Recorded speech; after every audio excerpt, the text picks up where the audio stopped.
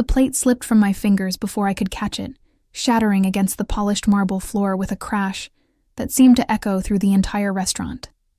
Fragments of white porcelain scattered like snowflakes across the black tiles, the expensive veal osso buco spreading in a messy puddle. The dining room went silent for one excruciating moment, dozens of eyes turning to stare at the disaster, and at me. Cazzo, che giornata di merda, I muttered under my breath, the Italian curse my grandmother had taught me slipping out before I could stop myself. My cheeks burned as I knelt down, desperately trying to gather the broken pieces with trembling hands. Miss Parker, that's the third plate this week. Mr. Donati's voice boomed across the dining room of Bellissimo, the upscale Italian restaurant where I'd been working for the past 8 months. He stood with his arms crossed, his round face flushed with anger. The cost is coming out of your paycheck. Again. I'm sorry, Mr. Donati. It won't happen again, I promised, knowing full well it was a lie. My exhaustion made my fingers clumsy, my mind foggy.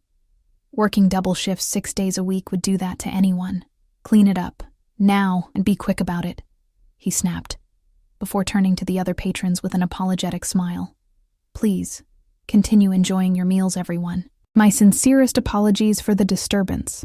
I bit my lip to keep from crying as I scurried to the supply closet for a broom and dustpan. At 26, I hadn't imagined this would be my life. Scraping by on tips, living in a shoebox apartment with a roommate I barely knew, drowning in student debt from a degree I never finished. After my mother's cancer diagnosis last year, I dropped out of nursing school to help with her medical bills. Now she was gone, and I was left with nothing but grief and debt. As I swept up the broken plate, I felt a strange shift in the atmosphere of the restaurant. The constant murmur of conversation dimmed, replaced by whispers and an unusual stillness. I looked up to see the maitre d' rushing to the entrance, his usually composed face now a mask of anxious deference. Mr. Moretti, what an honor to have you join us tonight, he gushed, bowing slightly. Your usual table is ready, of course. I froze at the name. Everyone in Chicago knew of the Moretti family, even if you pretended not to. They controlled half the city's businesses, some legitimate, most not. Rumors of their involvement in everything from protection rackets to worse circulated constantly, though nothing ever seemed to stick to them legally. I'd seen the name in newspapers, heard it whispered in corners of the restaurant, but I'd never seen any of them in person. Until now. He entered surrounded by 3 men in dark suits, their eyes constantly scanning the room. But it was him I couldn't look away from. Tall, with broad shoulders, perfectly fitted in what was clearly a custom suit. He moved with the confident grace of a predator. His dark hair was styled impeccably, his jawline sharp enough to cut glass. But it was his eyes that held me captive, dark as midnight, and just as fathomless. Alessio Moretti, the youngest son who had somehow risen to become the head of the family at just 32, after his father's mysterious retirement to Sicily. I realized I'd been staring only when those dark eyes suddenly locked with mine. His gaze flickered briefly to the mess at my feet, then back to my face with an intensity that made my skin prickle. I quickly looked down, focusing on sweeping the remaining shards into the dustpan, willing myself to become invisible. I managed to clean up the mess and retreat to the kitchen, where chaos reigned as the chef barked orders at his staff. The news of Moretti's arrival had everyone on edge. Sophia. Mr. Donati grabbed my arm as I disposed of the broken plate. Table 7 needs a server. Monica called in sick and we're short-staffed. My stomach dropped. Table 7? But I don't care if it's the Pope himself. You're the only one available. Don't screw this up. His fingers dug into my arm. One mistake with the Morettis and you're done. Understand? I nodded, my throat too dry to speak. As I straightened my black uniform dress and retied my apron with trembling fingers, I gave myself a silent pep talk. Just take their order, bring their food, don't make eye contact. Simple. Nothing was ever simple when it came to the Morettis, as I was about to discover. I approached table 7 with my professional smile firmly in place, notepad clutched like a shield. Alessio Moretti sat with his back to the wall, giving him a clear view of the entire restaurant. His 3 companions were positioned around the table, their eyes constantly moving, assessing. Good evening, gentlemen, I managed without my voice shaking. Welcome to Bellissimo. "May I start you with some drinks?" While the others ordered scotch and whiskey, Moretti simply watched me. I could feel his gaze like a physical touch, assessing, calculating. When I finally turned to him, I found myself trapped in those dark eyes. "And for you, sir?" I asked, proud that my voice remained steady. "You're new," he stated rather than asked, his voice a deep, smooth rumble with just a hint of an Italian accent. "I've been here 8 months, sir," I replied automatically. One corner of his mouth lifted slightly. "Yet, I've never seen you before." "I usually work lunch shifts and weekdays, sir." I didn't add that I'd picked up extra shifts wherever I could to make rent. He studied me for another moment before saying, "Barolo, the 2010 Reserve." I nodded and turned to leave when his voice stopped me. "What's your name?" I hesitated, something instinctive warning me against sharing even that small piece of information. But refusing wasn't an option. Sophia Parker." "Italian?" he asked, his head tilting slightly. "My grandmother was from Florence." Something flickered in his eyes. Interest, perhaps. "Bring the wine yourself, Sophia Parker. Don't send anyone else." It wasn't a request. The night progressed in a blur of tension. Every time I approached their table, conversation would cease. Every time I leaned in to place a dish or refill a glass, I could feel Moretti's eyes following my movements. His companions treated me with disinterest bordering on disdain. But he watched me with an intensity that made me feel both seen and exposed. By the time I brought their desserts, my nerves were frayed. As I set down the tiramisu in front of one of the men, his hand brushed against mine in a way that couldn't be accidental. I jerked back instinctively, causing the dessert to slide precariously close to the edge. The man smirked, his eyes traveling up and down my body in a way that made me feel dirty. "Careful there, pretty girl," he said, his voice slick with suggestion. "We wouldn't want another accident, would we?" Before I could respond, Moretti's voice cut through the air, cold and sharp as ice. "That's enough, Vince."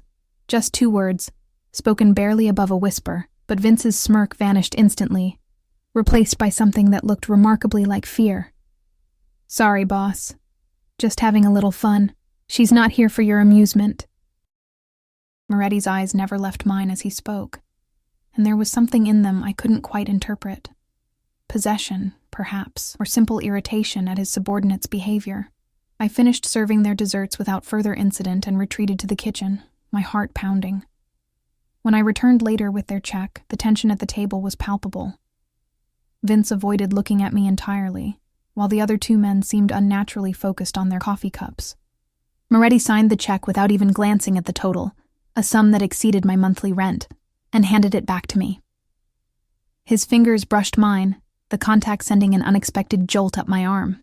"Thank you for your service tonight, Sophia Parker," he said, my name rolling off his tongue like he was tasting it. I nodded, unsure what to say, and turned to leave. "One moment." His voice stopped me in my tracks. "I believe you dropped this earlier." When I turned back, he was holding up a worn silver bracelet. My mother's bracelet, the one she'd given me before she died. My hand flew to my wrist, finding it bare. How had I not noticed it was missing? Thank you," I stammered, reaching for it. He held it just out of reach, examining the simple charm that hung from it. A small silver key. "This is important to you." It wasn't a question, but I answered anyway. It was my mother's. Something shifted in his expression, a softening so subtle I might have imagined it. He motioned for me to extend my wrist, and, when I did, fastened the bracelet himself. His fingers were warm against my skin, surprisingly gentle for a man rumored to be so dangerous. "Take better care of precious things, Sophia," he said quietly. "They have a way of disappearing when left unattended." The warning in his words was unmistakable, though I didn't understand what I was being warned against. I left work at midnight, exhausted but grateful for the generous tip Moretti had left. Enough to cover this month's portion of my mother's hospital bills. The night air was cool against my skin as I waited at the bus stop, the street eerily quiet for downtown Chicago. When a sleek black Bentley pulled up to the curb, I instinctively stepped back into the shadows of the bus shelter. The rear window rolled down, revealing Alessio Moretti's face, his expression unreadable in the dim light. "Get in," he said, the door opening as if by magic. My heart hammered against my ribs. I take the bus, thank you." It wasn't an offer, Sophia Parker. His voice remained calm, almost gentle, but there was steel beneath it. "The last bus left 15 minutes ago. Get in." He was right about the bus. I'd missed it while counting my tips. Still, every instinct screamed at me to run, to call a rideshare, to do anything but get into that car. As if reading my thoughts, he added, "I'm merely offering you a safe ride home. Nothing more." Perhaps it was exhaustion, or the genuine concern I thought I detected in his voice, or simply the knowledge that refusing Alessio Moretti twice in one night might be more dangerous than accepting his offer. Whatever the reason, I found myself sliding into the leather seat beside him, the door closing behind me with a soft, expensive click. The interior smelled of leather and his cologne, something woody and expensive that made my head swim. One of his men sat in front, separated from us by a privacy partition that rose silently at the press of a button. "Where do you live?" Moretti asked, his eyes never leaving my face. I hesitated before giving my address in a neighborhood that was decidedly not where someone like him would typically venture. If he was surprised, he didn't show it, simply relaying the information to his driver. As we pulled away from the curb, I clutched my purse on my lap, staring straight ahead. The silence stretched between us, thick with unasked questions. "You speak Italian," he finally said. It wasn't a question. I tensed, remembering my muttered curse when I'd broken the plate. Just a few phrases my grandmother taught me. "Cazzo c'è giornata di merda," he quoted perfectly, and my face burned, a rather colorful phrase for a grandmother to teach. I swallowed hard. She had a vivid vocabulary. His laugh was unexpected, deep and genuine, transforming his severe features into something almost approachable. "I like honesty, Sophia. It's refreshing in my world." The car glided through the night-empty streets, the city lights painting shadows across his face. I studied him carefully when I thought he wasn't looking. The perfect cut of his suit, the glint of a platinum watch at his wrist, the signet ring on his right hand bearing what looked like a family crest. "Why are you doing this?" I finally asked, unable to contain my curiosity. "Giving me a ride home?" His eyes met mine, dark and unfathomable. Perhaps I wanted to finish our conversation without an audience. "We weren't having a conversation," I pointed out. "Weren't we?" His lips curved into something not quite a smile. "You told me a great deal tonight without speaking a word." A chill ran down my spine. "I don't know what you mean." "You're drowning, Sophia Parker," he said softly. "Working yourself to exhaustion, jumping at shadows, wearing grief like a second skin." I stiffened, shocked by his perception and the casual way he laid me bare. "You don't know me." "Not yet," he agreed, "but I'd like to." The car slowed as we approached my rundown apartment building, its peeling paint and broken security door a stark contrast to the luxury I was currently sitting in. I reached for the door handle, desperate to escape this man who saw too much. "Wait." Moretti's hand covered mine, warm and surprisingly gentle. From an inside pocket, he withdrew a business card, thick, cream-colored cardstock, with just a phone number embossed in black. "If you ever need anything at all, call this number." I stared at the card, not taking it. "Why would you help me?" "Let's call it curiosity," he said, his eyes never leaving mine as he tucked the card into my purse. "For now." The driver opened my door, standing protectively as I stepped out onto the cracked sidewalk. Before the door closed again, Moretti leaned forward, his gaze intense. "Buonanotte, cara mia," he said softly. "Until we meet again."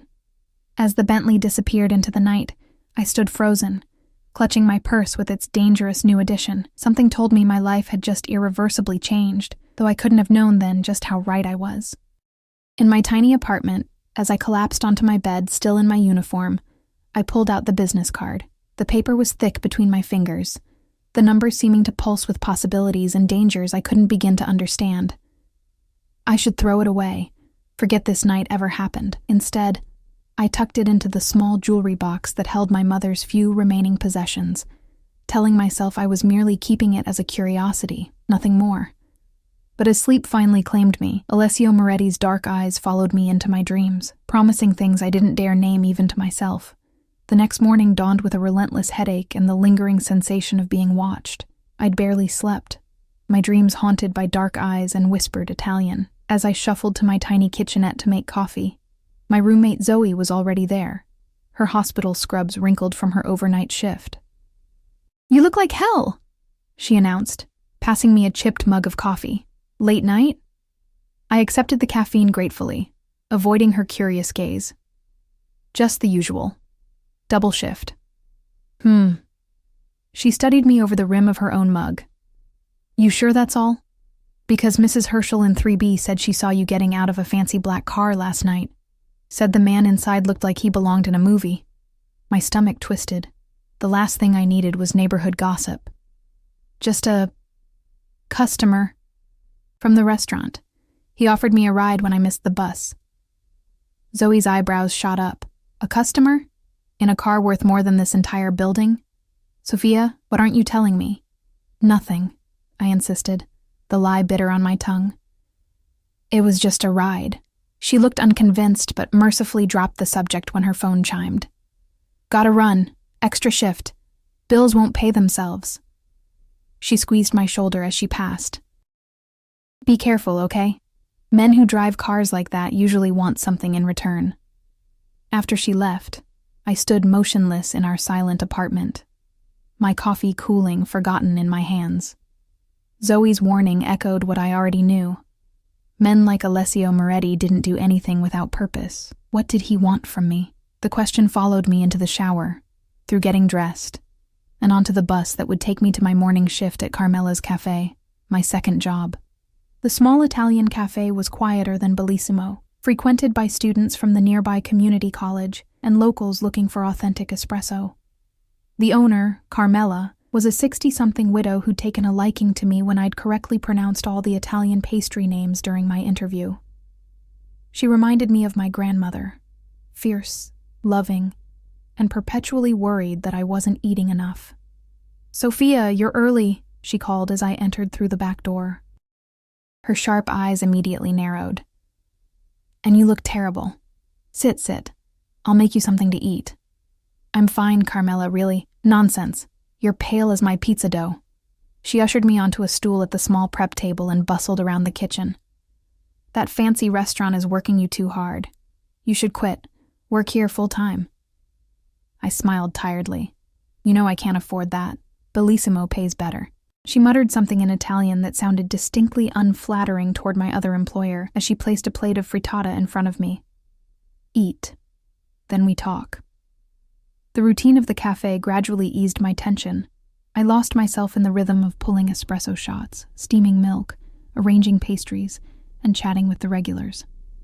Here, in this warm space smelling of coffee and baked goods, last night felt like a strange dream. Until the bell over the door chimed at precisely 10:47 a.m.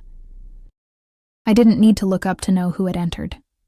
The cafe went quiet, conversation stuttering to a halt as Alessio Moretti stepped inside, followed by a single bodyguard who positioned himself near the door. Unlike last night's formal attire, today Moretti wore a charcoal gray cashmere sweater over dark jeans, the casual clothes somehow making him look even more dangerously attractive. My hands froze on the espresso machine. How had he found me here? I hadn't told him about my second job. His eyes found mine immediately, a small smile playing at the corners of his mouth as he approached the counter. The other customers gave him a wide berth, conversations resuming in hushed tones. "Good morning, Sophia," he said, my name still rolling off his tongue like a caress. "Mr. Moretti," I managed, wiping my suddenly damp palms on my apron. "What can I get for you?" "Alessio," he corrected, resting one hand casually on the counter. The signet ring gleamed under the cafe lights. "I think we're past formalities, don't you?" Before I could respond, Carmela emerged from the kitchen, stopping short when she saw who was at my counter. Recognition, followed by wariness, flashed across her face. "Mr. Moretti," she said, her voice carefully neutral. "An honor to have you visit my humble cafe." He turned to her with a respectful nod. "Mrs. Ricci, it's been too long. My father always spoke highly of your late husband. And your cannoli." A complex emotion crossed Carmela's face. Something like grief, mixed with caution. "Antonio was fond of your father as well. Before everything, whatever everything, was hung in the air between them, laden with history I didn't understand." Moretti merely inclined his head again before turning back to me. "A double espresso, per favore," he said, "and whatever pastry Sophia recommends." Carmela gave me a sharp look before retreating to the kitchen, leaving me alone with him. I busied myself with the espresso machine, grateful for something to do with my trembling hands. "The almond croissants are good," I offered, not looking at him. "Carmela makes them herself." "Then an almond croissant it is." He watched me work, his gaze so intense I could feel it like a physical touch. "You're surprised to see me." It wasn't a question, but I answered anyway. "I didn't tell you I worked here. You didn't have to." He accepted the espresso I slid across the counter, his fingers brushing mine deliberately. "I make it my business to know things, Sophia." The implication sent a chill down my spine. Had he been having me followed, looking into my life? I placed an almond croissant on a plate with more force than necessary, powdered sugar dusting the counter. "Why?" I demanded, keeping my voice low. "Why would you care where I work or what I do?" His eyes held mine, dark and unreadable. "You intrigue me." "I'm a waitress," I said flatly. "There's nothing intriguing about me." "I disagree." He took a sip of his espresso, nodding appreciatively. "A half-Italian waitress who works 2 jobs, speaks her grandmother's language, and wears grief and exhaustion like armor, yet still carries herself with quiet dignity. I find that very intriguing indeed." My face heated at his assessment. "I'm just trying to survive." "Aren't we all?" Something flashed in his eyes, a vulnerability so brief I might have imagined it. Then his mask of cool control returned. "I have a proposition for you." Alarm bells rang in my head. "I'm not interested in—" "It's not what you're thinking," he interrupted, amusement flickering across his face, "though your assumption is illuminating." I flushed deeper, mortified. "My mother is hosting a charity gala this Saturday," he continued. "I find these events tedious, but appearance is required. I'd like you to accompany me." I stared at him, certain I'd misheard. "You want me to go to a charity gala with you?" "Is that so difficult to believe?" "Yes," I said honestly. "You could have anyone. Models, socialites, women who actually own evening gowns and know which fork to use." His lips quirked. "Perhaps that's precisely why I don't want them." A customer cleared their throat behind him, waiting to order. I welcomed the interruption, needing space to think. Moretti stepped aside, taking his espresso to a small table in the corner. He sat with his back to the wall, sipping his coffee and watching me as I served other customers, his bodyguard standing impassively nearby. When the morning rush subsided, he approached the counter again, setting down his empty cup. "You haven't given me an answer." I wiped my hands on my apron, buying time. "I don't have anything to wear to something like that." "That can be arranged. I'm working Saturday night at Bellissimo." "No, you're not. I've already spoken to Donati. You have the evening off." My head snapped up.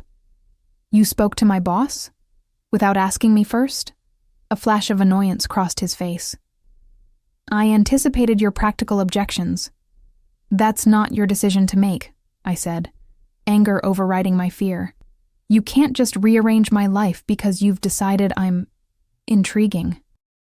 For a moment, his expression darkened, and I remembered exactly who I was talking to. A man whose family name made people tremble, whose business dealings were whispered about but never openly discussed. I'd crossed a line, speaking to him this way. To my surprise, the darkness passed, replaced by something that looked almost like respect. "You're right," he said, the admission clearly costing him. "It was presumptuous of me. I apologize." The words sounded foreign on his tongue, as if he rarely had cause to use them. I blinked, thrown off balance by his concession. He reached into his pocket and withdrew a small white card, different from the one he'd given me last night. "My mother's charity supports medical research for rare childhood cancers. The gala raises funds for families struggling with medical bills." He placed the card on the counter between us. "Perhaps that might interest you, given your own recent experiences." My breath caught. How did he know about my mother, about the medical bills that had consumed my life savings and then some? "The invitation stands," he continued, his voice gentler than I'd heard it before. "A car will come for you at 7 on Saturday if you decide to accept. If not..." He shrugged one shoulder elegantly. "I'll understand." He turned to leave, his bodyguard immediately moving to open the door. At the threshold, he paused, looking back at me. "For what it's worth, Sophia, I think you'd bring more genuine compassion to that ballroom than all the socialites and their designer gowns combined." The bell chimed as the door closed behind him, leaving me clutching the invitation card with shaking hands. It was thick, cream-colored cardstock embossed with gold lettering. The Moretti Foundation Annual Charity Gala, supporting families fighting childhood cancer.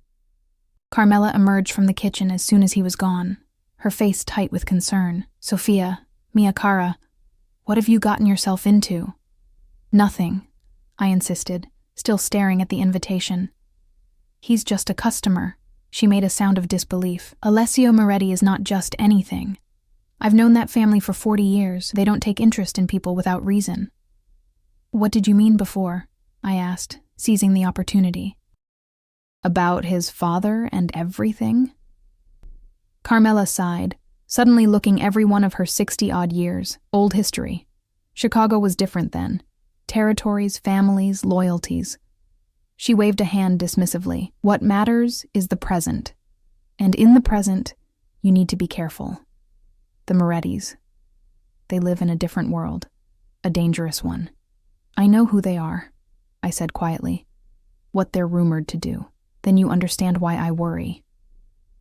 She patted my cheek affectionately. "Beautiful girls like you don't enter their world without paying a price." I tucked the invitation into my apron pocket, trying to ignore the way it seemed to burn against my hip for the rest of my shift.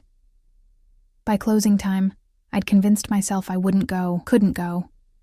Entering Alessio Moretti's world, even for one night, was a risk I couldn't afford. But as I unlocked the door to my apartment that evening, I found a large white box waiting on my doorstep, tied with a simple black ribbon. No card, no note. There didn't need to be. Only one person would have sent it. With trembling fingers, I carried it inside and placed it on my bed. The ribbon slid away like silk, and when I lifted the lid, I gasped. Nestled in tissue paper lay the most beautiful dress I'd ever seen. Deep emerald green, with a fitted bodice and flowing skirt that would fall just below my knees. It was elegant without being ostentatious, expensive without screaming its price tag. More disturbing was that it would fit me perfectly. Alongside it was a pair of black heels, sized exactly right for my feet, and a small velvet jewelry box containing simple diamond drop earrings. My phone chimed with a text from an unknown number. "The green will complement your eyes. A." I sat heavily on the edge of my bed, staring at the dress and the text message. How had he gotten my number? The same way he'd known where I lived, where I worked, what size I wore. He had resources, connections, power, and for some unfathomable reason, he'd turned that power toward me. I should return the dress, send a polite but firm refusal. Keep my distance from a man whose world would swallow mine whole without a trace. That would be the sensible choice, the safe choice. Instead, I found myself replying, "How did you know my size?" His response came immediately. "I pay attention to details, Kara." "Does this mean you'll come?" I stared at my phone, my thumb hovering over the keyboard. One word would commit me to stepping into his world, if only for a night. One word would change everything. Yes. The moment I sent it, a strange sense of inevitability washed over me, like I'd been moving toward this decision from the instant his dark eyes had first met mine across the restaurant. Saturday arrived with unseasonable warmth for late September in Chicago. I spent the day in a state of nervous anticipation, alternating between certainty that I should cancel and strange excitement for the evening ahead. Zoe had left for her shift at the hospital with a knowing smile and a whispered, "Be safe," leaving me alone with my thoughts and the emerald dress that hung on my closet door like a challenge.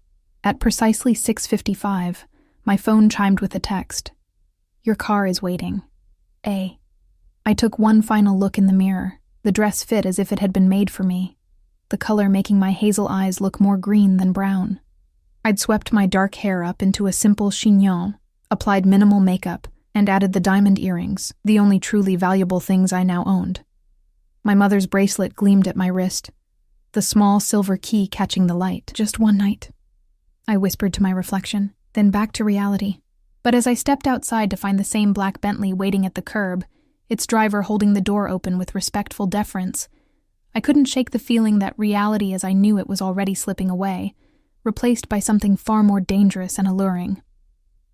The car glided through Chicago's evening traffic, carrying me toward the glittering lakefront where the city's elite gathered in their mansions and penthouses. We eventually turned through ornate gates, following a curved driveway toward a sprawling estate that looked more like it belonged in the Italian countryside than on Lake Michigan's shore. "Whose home is this?" I asked the driver, finding my voice at last. "The Moretti family residence, miss," he replied. "Mr. Alessio grew up here." The car stopped at the foot of marble steps leading to massive wooden doors thrown open to reveal warm light and the distant sounds of an orchestra. As the driver opened my door, a familiar figure appeared at the top of the steps. Alessio Moretti stood waiting for me, devastatingly handsome in a perfectly tailored black tuxedo. As our eyes met, something passed between us, a current of recognition, of inevitability. And though every instinct warned me to run back to the safety of my small life, I found myself climbing the steps toward him instead, drawn by a force I couldn't name and wasn't sure I wanted to resist. Alessio's eyes darkened as I approached, his gaze traveling from my face to the emerald dress and back again. "You are stunning, Sophia," he said, his voice low enough for only me to hear. "Thank you," I replied, suddenly aware of how out of place I was. "For the dress, too. It's beautiful." "The dress is merely fabric," he said, offering his arm. "You're what makes it beautiful." I placed my hand on his arm, feeling the solid strength beneath the expensive suit. As we entered the mansion, I fought to keep my expression neutral. But it was difficult not to gape. The foyer alone was larger than my entire apartment, with soaring ceilings, marble floors, and a grand staircase that curved elegantly upward, paintings that looked like they belonged in museums hung on the walls, and fresh flowers spilled from crystal vases taller than I was. "Try not to look so impressed," Alessio murmured, amusement coloring his voice. "Most of these people mistake awe for weakness." I squared my shoulders, lifting my chin slightly. "Is that why you brought me? To impress them with how easily awed I am?" Something flashed in his eyes, surprise, followed by that same respect I'd glimpsed in the cafe. "I brought you because I wanted you here," he said simply. "The rest doesn't matter." But it did matter, as became immediately clear when we entered the main ballroom. Conversation stuttered to a halt as heads turned in our direction. Women in designer gowns and men in custom tuxedos stared openly, their expressions ranging from curiosity to blatant disapproval.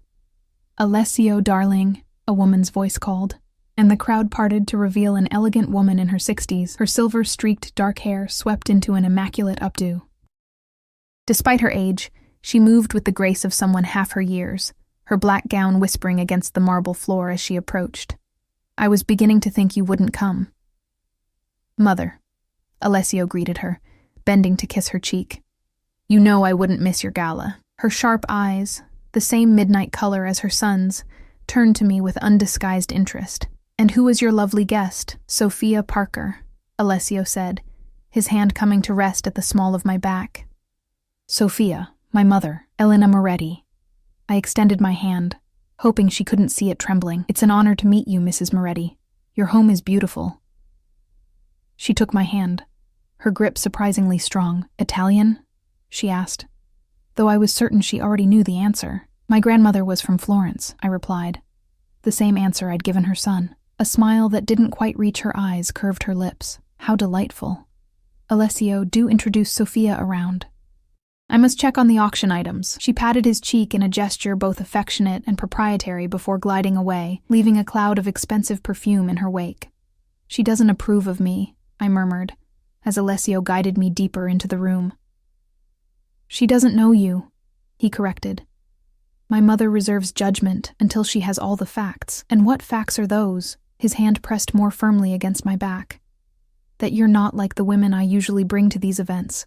Before I could ask what he meant, we were approached by a group of men in tuxedos, their expressions a careful blend of deference and caution as they greeted Alessio.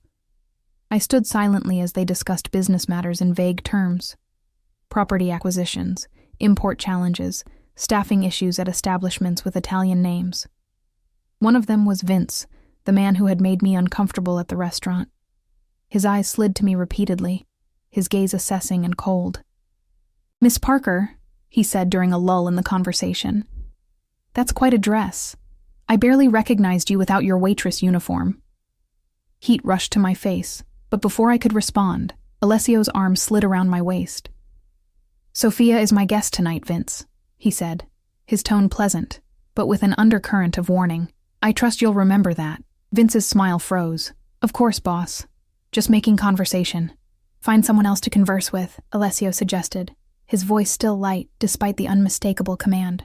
The group dispersed quickly after that, leaving us momentarily alone in the crowded room. I stepped away from his hold, needing space to breathe. "You didn't have to do that. I can handle myself." "I know you can," he said, surprising me. "But tonight, you're under my protection. That means something in my world." "And what exactly is your world, Alessio?" I asked, emboldened by the champagne I'd sipped and the frustration of being treated like a possession. "Everyone here looks at you like you're either royalty or a predator they're afraid to turn their backs on." His expression remained impassive, but something flickered in his eyes. "Perhaps I'm both." Before I could press further, the orchestra began playing a waltz, and couples moved to the center of the ballroom. Alessio extended his hand. "Dance with me." It wasn't a request, but neither was it quite a command. Something in between, an expectation that assumed compliance, but offered the illusion of choice. I hesitated only briefly before placing my hand in his. He led me onto the dance floor with confident grace, one hand at my waist, the other clasping mine. I was grateful for the dance lessons my mother had insisted on when I was younger, though I'd never danced with a partner who moved with such practiced ease. "You surprise me, Sophia," he said, as we turned smoothly among the other couples. "Most women would be asking about my cars, my properties, my businesses by now." "I'm not most women," I replied, "and I'm more interested in why you brought me here than in what you own." A genuine smile curved his lips, transforming his severe features. "Direct. I appreciate that." He pulled me fractionally closer as we turned again. "I told you. You intrigued me." "That's not an answer." His eyes held mine, searching. "When you've had everything handed to you your entire life, Sophia, you develop a sensitivity to authenticity. The women I usually meet want something: status, money, the thrill of danger. You..." He paused, considering. "You look at me like you're trying to solve a puzzle, not secure an advantage." "Maybe I'm just better at hiding my motives," I suggested. He laughed then, the sound rich and unexpected. "No, cara mia, you're many things, but duplicitous isn't one of them. Your face reveals everything you feel." As if to prove his point, his hand at my waist slid slightly lower, and I felt heat rush to my cheeks. His smile deepened, satisfied. The music ended, and he led me from the dance floor toward a set of French doors that opened onto a terrace overlooking manicured gardens. The night air was cool against my flushed skin, the distant sound of Lake Michigan a soothing counterpoint to the orchestra inside. "Better?" he asked, watching me closely. I nodded, grateful for the momentary escape. "It's a bit overwhelming." "The wealth?" he asked. "Or me?" "Both," I admitted honestly. "I don't belong in this world, Alessio." "Perhaps this world doesn't deserve you," he countered, moving to stand beside me at the stone balustrade. "These people, with their old money and older secrets, they play at charity while protecting their fortunes. At least I'm honest about who I am." "Are you?" I turned to face him, because I still don't know. Everyone whispers about your family, but no one says anything directly. His expression hardened slightly. "What do they whisper, Sophia?" I hesitated, suddenly aware of how isolated we were on the terrace. "That your family controls half of Chicago's businesses, that people who cross you disappear, that your father didn't really retire to Sicily." Something dangerous flashed in his eyes. There and gone so quickly I might have imagined it. And do these whispers frighten you?" "They should," I said softly. "But I'm still here." He studied me for a long moment, his gaze so intense I had to resist the urge to look away. "My father was weak," he finally said, his voice low. "He let sentimentality cloud his judgment, allowed rivals to encroach on what belonged to our family. I did what was necessary to preserve our legacy." A chill ran down my spine that had nothing to do with the night air. He hadn't denied anything. In fact, he'd all but confirmed the darkest rumors. "Why are you telling me this?" I asked. He reached out, his fingertips brushing a loose strand of hair from my face with surprising gentleness. "Because you asked, and because I find I don't want to lie to you, Sophia." The intimacy of the gesture, coupled with his words, left me momentarily speechless. I was saved from having to respond by the arrival of another guest on the terrace, a tall, striking woman in a red gown that clung to her model-thin figure. "Alessio," she purred, her accent distinctly European. "I've been looking everywhere for you." His hand dropped from my face, his expression cooling instantly. "Francesca, I wasn't aware you were in Chicago. Your mother invited me." Her heavily lidded eyes flicked dismissively over me before returning to Alessio. "She thought you might appreciate some familiar company." The implication hung in the air between them. Clearly, they had history. The woman was stunning, with the kind of polished beauty that came from expensive care and genetic good fortune. Next to her, I felt painfully ordinary in my borrowed finery. "I have company," Alessio said flatly, his hand finding the small of my back again. "Sophia, this is Francesca Ricci, an old acquaintance. Francesca, Sophia Parker." Francesca's perfectly sculpted eyebrows rose fractionally. "Parker? Not Italian, then." "My father was American," I said, oddly defensive. "My mother's family was from Florence." "How quaint." Her smile was sharp as a knife. "And what is it you do, Sophia Parker?" Before I could answer, Alessio cut in. "Sophia works in hospitality. She's remarkably accomplished." Francesca's laugh was like glass breaking. "Beautiful, but dangerous. Hospitality? Alessio, your mother will have a fit." "My mother's opinions are her own," he said coldly. "As are mine." She stepped closer, placing a manicured hand on his arm. "Don't be difficult, Tesoro. You know how these little diversions of yours always end. Why put the poor girl through it?" I felt my face burn with humiliation. Was that what I was? A diversion? A brief entertainment before he returned to women like Francesca? "That's enough," Alessio said, his voice dropping to a register that made the hairs on the back of my neck stand up. "You're being rude to my guest, Francesca." She withdrew her hand as if burned, something like fear flashing across her perfect features. "My apologies. I simply misunderstood the nature of your relationship." Her smile was brittle as she turned to me. "Enjoy your evening, Sophia Parker, however long it lasts." She swept back into the ballroom, leaving a chill in her wake. I stepped away from Alessio's touch, suddenly needing distance. "Is she right?" I asked, hating the vulnerability in my voice. "Am I just a diversion? Something different to amuse you until you get bored?" His jaw tightened. "Francesca is bitter. We were engaged once briefly. It ended badly." "That doesn't answer my question." He moved toward me, and though everything in me wanted to retreat, I held my ground. "I don't know what this is yet, Sophia," he said, his voice softer than I'd heard it before. But it's not a diversion. The sincerity in his eyes was disarming. I wanted to believe him, even as every rational part of me screamed that this was dangerous. He was dangerous. A man like him didn't enter the life of a woman like me without devastating consequences. Before I could respond, a discreet cough interrupted us. One of Alessio's men stood at the terrace doors. "Excuse me, sir. There's a situation that requires your attention." Alessio's expression darkened. "Now? I'm afraid so, sir. Your mother suggested the study." He sighed, clearly annoyed at the interruption. "Tell her I'll be there momentarily." When the man had gone, he turned back to me. "I need to deal with this. Will you be all right on your own for a few minutes?" Part of me was relieved for the reprieve, a chance to gather my scattered thoughts away from his overwhelming presence. I'll be fine. Go handle your situation.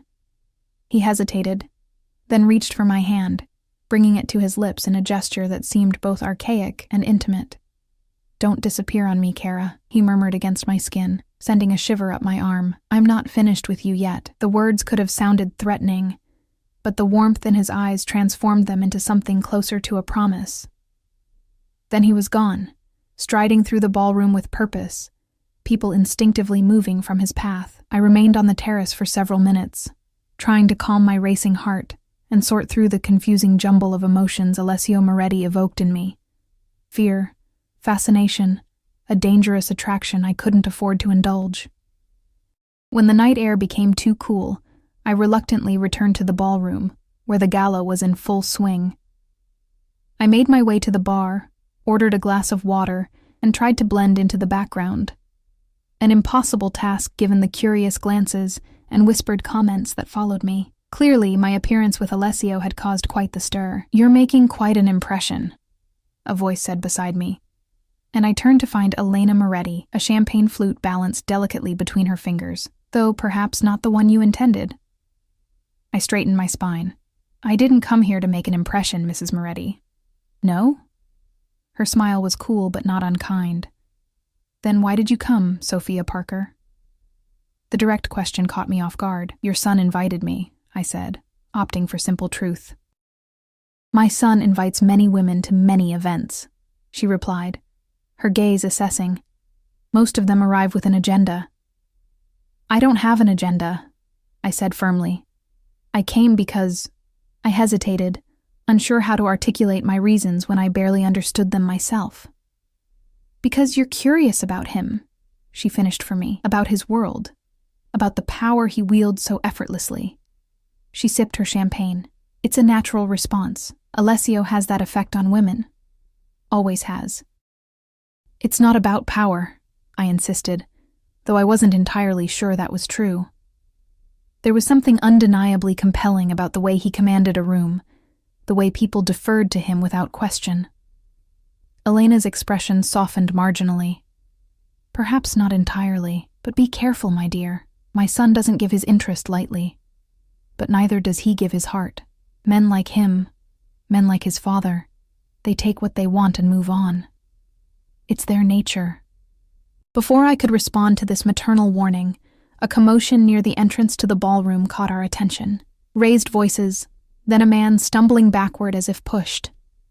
Alessio appeared in the doorway, his expression thunderous, his hand gripping the arm of a younger man who looked vaguely familiar. What on earth? Elena murmured, setting down her champagne. Excuse me. She moved swiftly toward the disturbance, the crowd parting for her as it had for her son. I remained where I was, watching as Alessio released the man with a slight shove, speaking words I couldn't hear, but whose tone was unmistakable. Cold fury, barely contained. The younger man straightened his jacket, his face flushed with either embarrassment or anger. He said something in return, his gaze suddenly shifting in my direction. Alessio followed his line of sight, our eyes meeting across the room. Something in his expression changed, hardened, and he gestured sharply to one of his men, who immediately began moving toward me. Alarm flared in my chest. What was happening? The bodyguard reached me before I could decide whether to stay or flee. Miss Parker, he said respectfully, Mr. Moretti asks that you join him. Now. I followed the bodyguard through the crowd, acutely aware of the eyes tracking our progress.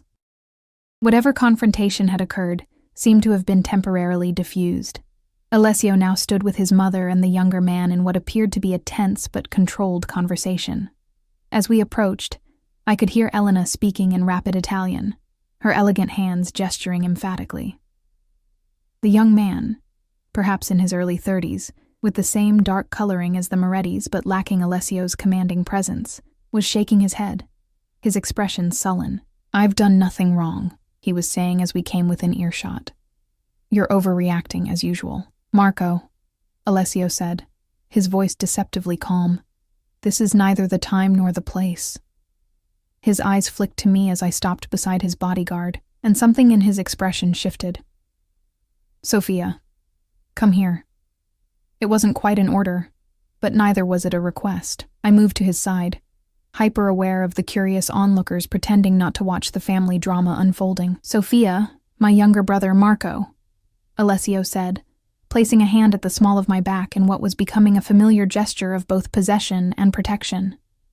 "Marco, Sophia Parker." Marco's eyes, the same midnight shade as his brother's and mother's, widened in recognition. "Parker? The waitress?"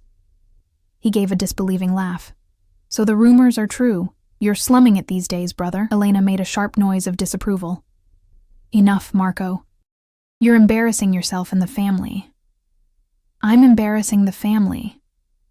Marco's voice rose slightly before he caught himself, leaning in to hiss, "While he parades his latest conquest at Mother's charity gala. A waitress, for God's sake." I stiffened, humiliation burning through me. "I should go," I murmured to Alessio, starting to pull away.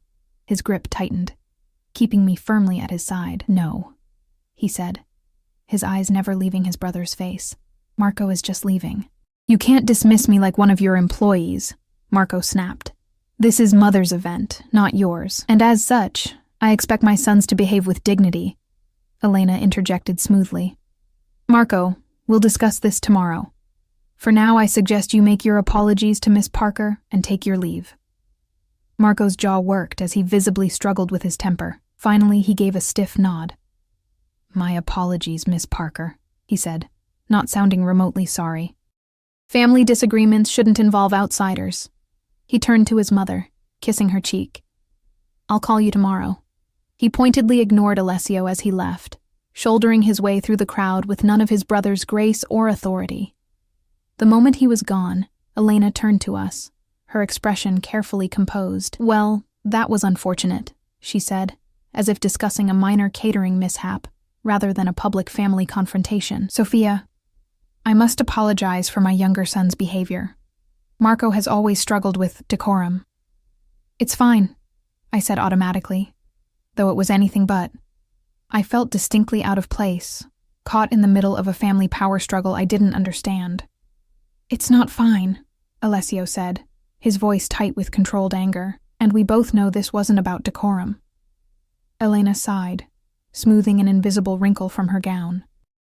"Perhaps we could discuss this privately, after the gala?"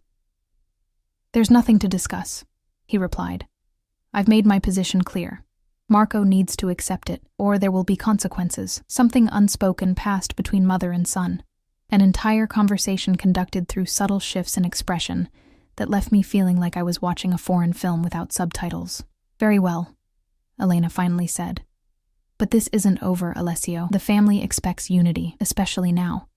Her eyes darted briefly to me before she added, "We can't afford distractions." With that cryptic comment, she turned to greet an approaching couple, smoothly transitioning back into her role as gracious hostess. Alessio's hand remained at my back, his touch tense. "What was that about?" I asked quietly. "Why was he so upset to see me?" Alessio guided me toward a quieter corner of the ballroom. "Family business," he said dismissively. "Marco has always resented my position. He thinks he should have a greater role in the family's affairs. And my presence upset him because..." Alessio's jaw tightened. "Because he knows I value you, and he looks for any perceived weakness to exploit." The statement, that Alessio Moretti valued me, a waitress he'd known for all of 3 days, should have seemed absurd. Yet something in his eyes, in the protective way he'd positioned himself between me and his brother, made me believe him. "Come," he said, taking my hand. "I think we've provided enough entertainment for one evening." He led me through a side door and down a corridor lined with paintings that looked valuable enough to fund my entire education. We climbed a sweeping staircase, the sounds of the gala fading behind us until we reached a set of double doors. Alessio opened them, revealing a large study with floor-to-ceiling windows overlooking the lake. "Your office?" I asked, taking in the massive desk, the leather chairs, the shelves lined with books that looked well-read rather than merely decorative. "One of them," he replied, closing the doors behind us. "I thought you might appreciate a moment away from the spectacle." I moved to the windows, gazing out at the moonlight reflecting on Lake Michigan. The view was breathtaking. the dark waters stretching endlessly, the city lights twinkling in the distance. It was a view that spoke of wealth, of power, of a world so far removed from my own that it might as well be another planet. "Your brother really hates me," I said, still facing the window. "Or at least, he hates that I'm here with you." Alessio moved to stand beside me, his reflection in the glass solemn and unreadable. "Marco doesn't know you well enough to hate you. He hates what you represent. And what's that? Change." He turned to face me, his dark eyes searching mine. "I've been different since I met you. People have noticed." I laughed nervously. "We met 3 days ago. How different could you possibly be?" "You'd be surprised," he said softly. "I've been distracted, less focused. I've missed meetings, delegated decisions I would normally handle personally, all because I can't stop thinking about a waitress who cursed in Italian and looked at me without fear." My heart stuttered in my chest. "That sounds like a problem for someone in your position." "It is," he agreed, reaching up to brush a strand of hair from my face, his touch lingering on my cheek. "A very dangerous problem. I should have stepped back, maintained some distance between us. Instead, I found myself leaning slightly into his touch. "Why me?" I whispered. "You could have anyone. That's precisely the point, isn't it?" His thumb traced the line of my jaw, sending shivers down my spine. "I can have anyone. Women who want my money, my power, my name. But you?" His eyes darkened. "You look at me like you see beyond all that, like you see me." "I don't even know you," I protested weakly. "Don't you?" he challenged. "You see more than most, Sophia Parker. It's what makes you dangerous." Before I could respond, a sharp knock on the door interrupted us. Alessio dropped his hand from my face, his expression closing. "Enter!" he called, stepping back from me. The door opened to reveal one of his men, not the bodyguard who'd escorted me, but an older man with silver at his temples and hard eyes. "Apologies for the interruption, sir, but there's a situation that requires immediate attention. Downstairs." Alessio's jaw tightened. "Can it wait?" "I'm afraid not, sir. It concerns the matter we discussed earlier." The man's eyes flicked briefly to me, then back to Alessio with clear meaning. Alessio nodded once. "I'll be right there." When the man had closed the door again, he turned to me with obvious reluctance. "I need to handle this." "More family business?" I asked. A ghost of a smile touched his lips. "Something like that. Wait for me here. I won't be long." "I can return to the gala." "No," he said, his tone brooking no argument. "After Marco's display, I'd prefer you stay where I know you're safe." "Please," he added, the word sounding unfamiliar on his tongue. "Make yourself comfortable. There's a bar by the bookshelf if you'd like a drink."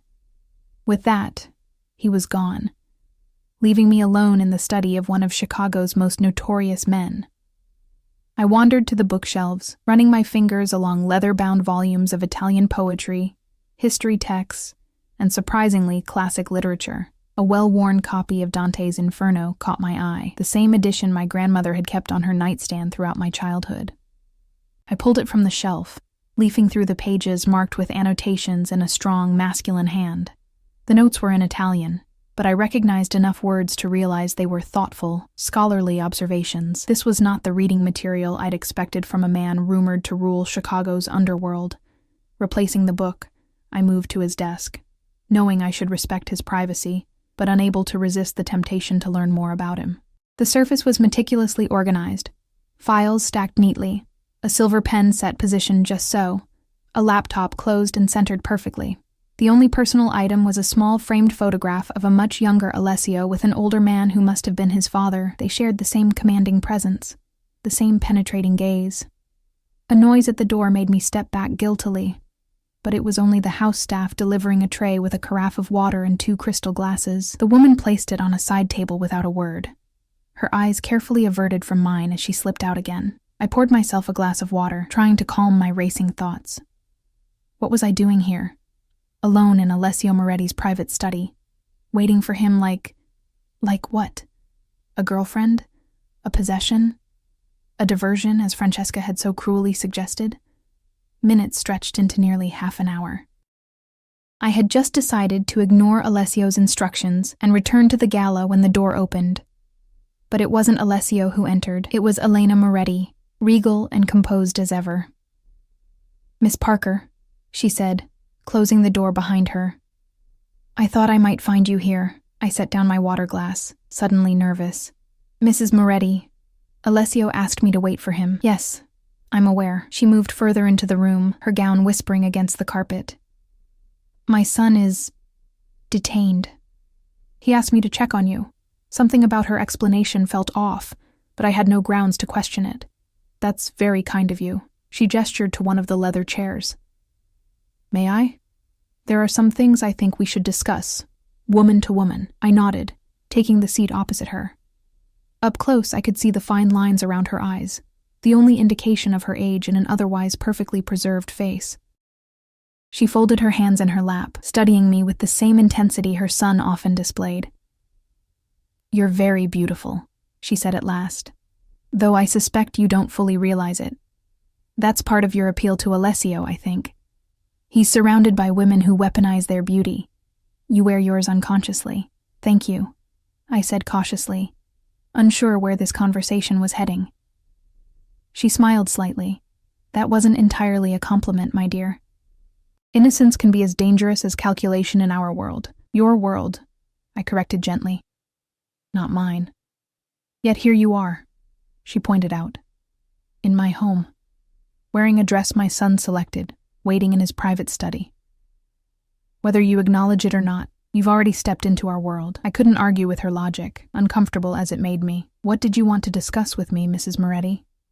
She studied me for a moment longer, before sighing softly. "My son is at a critical juncture in his life, Sophia. The family business is expanding. New territories, new alliances. It requires his complete focus, his unwavering commitment.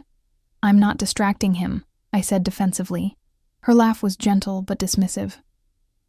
"My dear, you've done nothing but distract him since the moment you met. Alessio has built his reputation on control, on focus. Yet in the past 3 days, he's been late to meetings, delegated important decisions, spent hours personally investigating your background. The confirmation that he'd been looking into my life sent an uneasy chill down my spine. I didn't ask him to do any of that." "You didn't have to." She leaned forward slightly. "I don't doubt that you're a good person, Sophia. Your circumstances, your mother's illness, your sacrifice of your education to care for her, speak to your character. But good people get hurt in our world, sometimes simply because they're in the wrong place at the wrong time." My mouth went dry at the implied threat. "Are you warning me away from your son, Mrs. Moretti?" "I'm offering you an opportunity," she corrected smoothly. "Alessio tells me you left nursing school to cover your mother's medical bills, that you're still struggling with that debt, working 2 jobs just to keep your head above water." I stiffened. "I don't want your money." "Everyone wants money, my dear. Some are simply more honest about it than others." She reached into a small evening bag, withdrawing an envelope that she placed on the table between us. "Inside, you'll find a cashier's check for $50,000, enough to clear your debts and return to school. All I ask in return is that you end whatever this is with my son. Tonight." I stared at the envelope, shock and indignation warring within me. "You're buying me off?" "I'm offering you a way out," she said, her voice softening, "before you're in too deep to escape. Alessio can be overwhelming. When he wants something, he pursues it with single-minded determination. It can feel flattering, intoxicating even. But men like my son, like his father, they don't change, Sophia. Not even for women they believe they love." The implication that Alessio might come to love me was so absurd that I almost laughed. "We barely know each other. You're overreacting to what? A few days of attention?" Elena's expression remained serious. "My son doesn't give his attention lightly. When he focuses on someone this way, it's consuming, for him, and eventually, for them. I've watched it happen before." A shadow passed over her face. "I've lived it myself." Something in her voice, a thread of old pain, carefully contained but still present, gave me pause. "You're talking about your husband." She nodded once. "Antonio was much like Alessio is now, powerful, charismatic, dangerous. I was younger than you when we met. He swept me off my feet, promised me the world." Her perfectly manicured fingers traced an invisible pattern on the arm of her chair. What he didn't mention was the cost of that world. The compromises, the fear, the isolation. "I'm sorry," I said softly, genuinely moved by the glimpse of vulnerability beneath her polished exterior. She straightened, the moment of openness passing as quickly as it had appeared. "Don't misunderstand me. I made my choice, and I've never regretted it. The Moretti name has given me power, influence, security. But it's not a life I would wish on a young woman with other options." She nudged the envelope closer to me. "Take the money, Sophia. Go back to school. Become a nurse. Help people. Live a life where you don't have to check under your car for explosives or wonder if the new friend you made is actually an informant." Her blunt description of her reality was chilling. I looked from the envelope to her face, searching for signs of manipulation, finding only what appeared to be genuine concern. "And if I don't take it?" I asked, my voice barely above a whisper. Her expression softened with what looked like genuine regret. "Then I fear you'll learn the hard way what it means to be chosen by a Moretti man." She rose gracefully. "The car that brought you tonight is at your disposal. You needn't say goodbye. In fact, I think it's better if you don't. A clean break is kinder in the long run." She moved toward the door, pausing with her hand on the knob. "For what it's worth, I think in another life, under different circumstances, you might have been good for my son." Her smile was sad. "But we don't live in that life, do we?" With that, she was gone, leaving me alone with an envelope containing more money than I'd ever seen at once, and a decision that somehow felt like it would change the course of my life no matter which way I chose. I sat motionless for several long minutes, staring at the envelope. $50,000, freedom from debt, a return to the life I'd planned before my mother's illness had derailed everything. All I had to do was walk away from a man I barely knew, a man whose world was so far removed from mine that any connection between us seemed doomed from the start. It should have been an easy decision. The rational choice was clear, so why did the thought of never seeing Alessio again make my chest ache as if something vital was being torn away? I rose from the chair, the envelope still untouched on the table. Moving to the window, I stared out at the moonlit lake, trying to make sense of the conflicting emotions warring within me. 3 days. I'd known Alessio Moretti for just 3 days, yet somehow he'd managed to upend my carefully constructed world, forcing me to question everything I thought I wanted. The practical part of me, the part that had been paying bills and making sacrifices since I was old enough to understand money, urged me to take Elena's offer. It was generous, more than generous. With $50,000, I could clear my debts, return to nursing school, rebuild the life I'd planned before grief and poverty had ground my dreams to dust. Yet something deeper, more instinctive, rebelled at the idea of being bought off, of having a price tag attached to whatever was developing between Alessio and me. And there was something. I couldn't deny it, couldn't pretend that the electricity that sparked between us whenever we were close was merely my imagination. I was so lost in thought that I didn't hear the door open. It was only when I caught a reflection in the window, a tall figure standing motionless in the doorway, that I realized Alessio had returned. "Your mother was here," I said without turning, my eyes still fixed on the distant horizon where lake met sky. He moved into the room, stopping a few paces behind me. "I know." Of course he did. Very little seemed to escape Alessio's notice. "She made me an interesting offer." His reflection in the glass stiffened almost imperceptibly. "Did she?" I turned to face him then, needing to see his expression clearly. $50,000 to walk away from you. Tonight. No goodbyes, no explanations. I gestured to the envelope still sitting on the table. Enough to pay off my debts and go back to school. Something dangerous flashed in his eyes as they moved from my face to the envelope and back again. "And what did you tell her?" "Nothing," I admitted. She didn't stay long enough for me to respond. He moved closer, stopping just a foot away, his dark eyes searching mine. "Yet you're still here." "I am." "Why?" The question was soft but intense, as if my answer mattered more than he wanted to admit. I swallowed, suddenly finding it difficult to maintain eye contact. "I don't know," I said honestly. By any rational measure, I should take the money and run as far from you and your world as possible. One corner of his mouth lifted in a humorless smile. Yet you haven't. Not yet, I agreed. He reached out slowly, giving me time to pull away if I wanted to, and tucked a strand of hair behind my ear. My mother means well, he said quietly. In her own way, she's trying to protect both of us. From what? From each other? From what we might become together. His hand lingered near my face, his thumb brushing lightly against my cheekbone. She's not wrong about the dangers of my world, Sophia. The life I lead, it's not compatible with normalcy, with safety. Then why bring me into it at all? I asked, my voice barely above a whisper. Why pursue this, whatever this is, if you know it can only end badly? His eyes darkened. Because from the moment you looked at me across that restaurant, something in me recognized something in you. Something I didn't know I was missing until I found it. The raw honesty in his voice stole my breath. This wasn't the smooth charm of a man accustomed to getting what he wanted through manipulation. This was something else entirely, a confession that seemed to surprise him as much as it did me. That doesn't make sense, I protested weakly. We're from completely different worlds. I'm nobody, a waitress drowning in debt.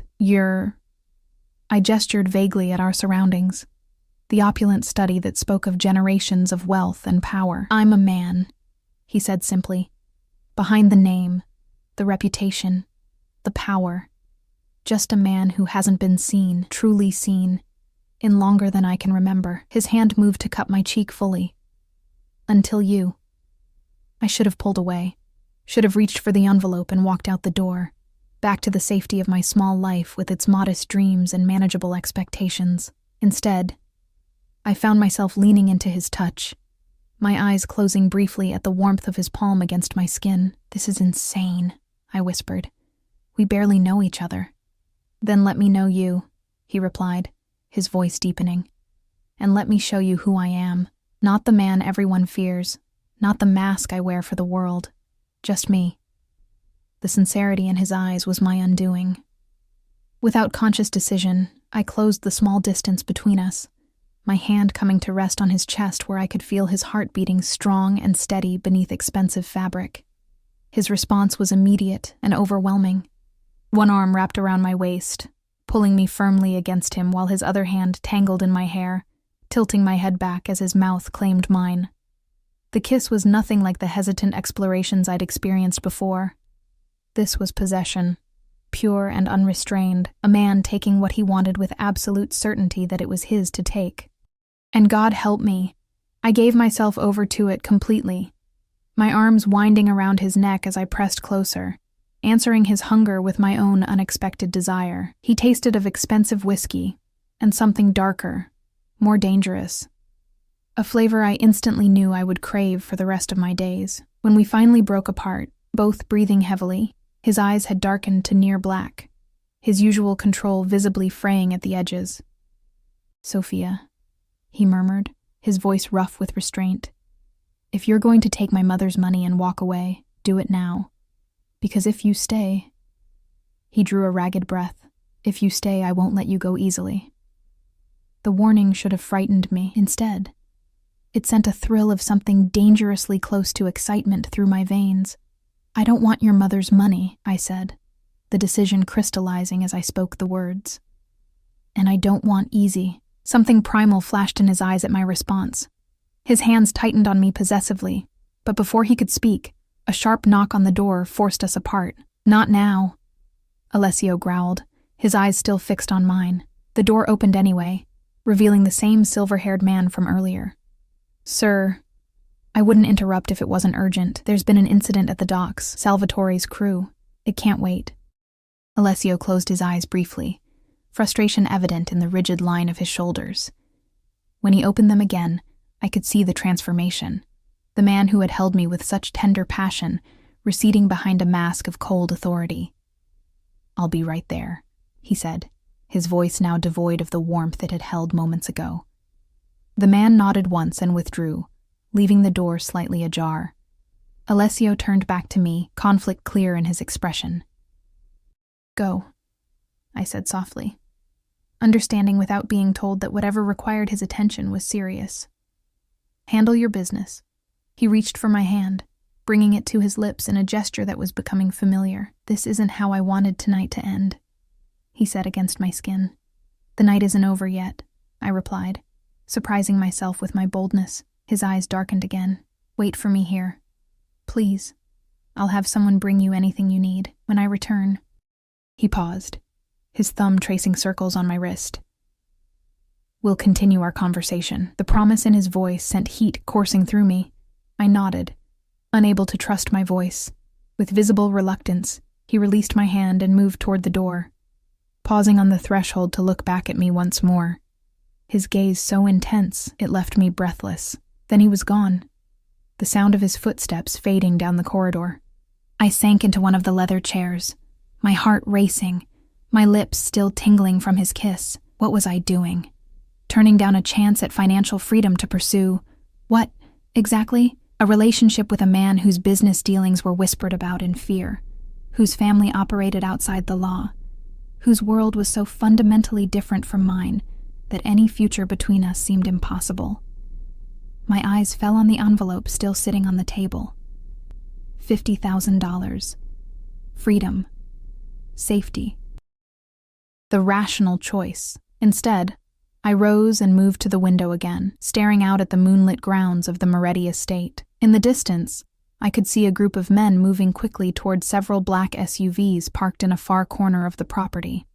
Alessio was among them, his commanding presence unmistakable even from a distance. I watched as he issued instructions, his men responding with immediate deference. This was who he was, a man of power, of authority, of danger.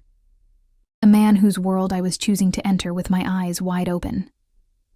Time passed strangely as I waited.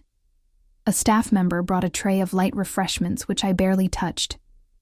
I browsed the bookshelves, finding comfort in the familiar titles mixed among business texts and historical accounts of Chicago's storied past. At some point, I kicked off the heels that had been pinching my feet all evening, curling up in one of the large leather chairs with a volume of Italian poetry I remembered my grandmother reciting during my childhood. The gala must have ended hours ago, the guests departing in their luxury cars to their luxury homes, unaware that the host's son was dealing with an incident at the docks, rather than bidding them goodbye. I wondered what Elena had told them about my absence, about Alessio's disappearance. Had she expected me to take her money and vanish? What would she say when she discovered I was still here, waiting for her son in his private study? It was well past midnight when the door finally opened. Alessio stood in the entrance, his bow tie undone, his expression guarded as his eyes found me curled in the chair. For a moment, neither of us spoke, the air between us charged with unasked questions and unspoken fears. "You're still here," he finally said, his voice revealing a hint of surprise despite his usual control. I closed the book in my lap, setting it aside. "I said I would be." He moved into the room, his movements betraying a slight stiffness that hadn't been present before. As he came closer, I noticed a dark smudge on the cuff of his pristine white shirt, a stain that looked disturbingly like blood. "Are you hurt?" I asked, rising from the chair, concern overriding everything else. He glanced down at his cuff, his expression hardening momentarily before he shook his head. "It's not mine." The implication hung in the air between us. I should have been horrified, should have run from the room and never looked back. Instead, I found myself asking, "Do you want to talk about it?" His laugh was short and without humor. "No, Sophia. That's the one thing I never want to do with you. Discuss the uglier aspects of my business." He moved to a sidebar, pouring himself a measure of amber liquid that he drank in one swift motion. "You deserve better than that contamination." I approached him slowly, stopping just within reach. "If I'm going to be part of your life, I'll have to accept all of you. Even the parts you'd rather keep hidden." He turned to face me, his expression grave. "Is that what you want? To be part of my life? I'm still here, aren't I?" He set down his glass, his eyes never leaving mine. "Despite my mother's offer, despite what you might have witnessed tonight, despite knowing on some level exactly what kind of man I am." "I don't know what kind of man you are," I corrected softly. "Not fully." but I'd like the chance to find out. Something in his expression shifted, softened. You continue to surprise me, Sophia Parker. Is that a good thing? It's unprecedented, he admitted, reaching out to trace the line of my jaw with his fingertips. I've spent my life anticipating every move, predicting every reaction, but you defy expectation at every turn. I leaned into his touch, drawn to him despite every rational warning screaming in my mind. What happens now? His thumb brushed across my lower lip, his eyes following the movement. Now, I take you home. It's late, and you've had enough of the Moretti family drama for one night. Disappointment flared briefly before I recognized the respect in his restraint. He wasn't dismissing me.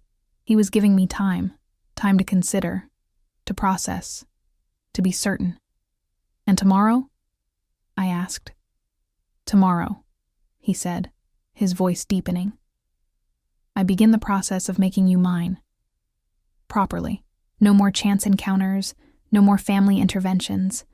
Just you and me, seeing where this leads. The possessiveness in his words should have alarmed me. Instead, it sent a thrill of anticipation down my spine. And if it leads somewhere serious? His expression grew solemn. Then you should know what you're getting into, cara mia. My world is not kind to weakness, to vulnerability. Being with me means accepting protection that will sometimes feel like a cage.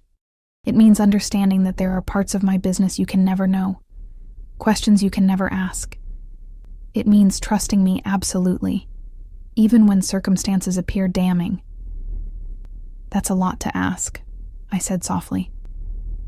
It is, he agreed, which is why I'm giving you tonight to think about it.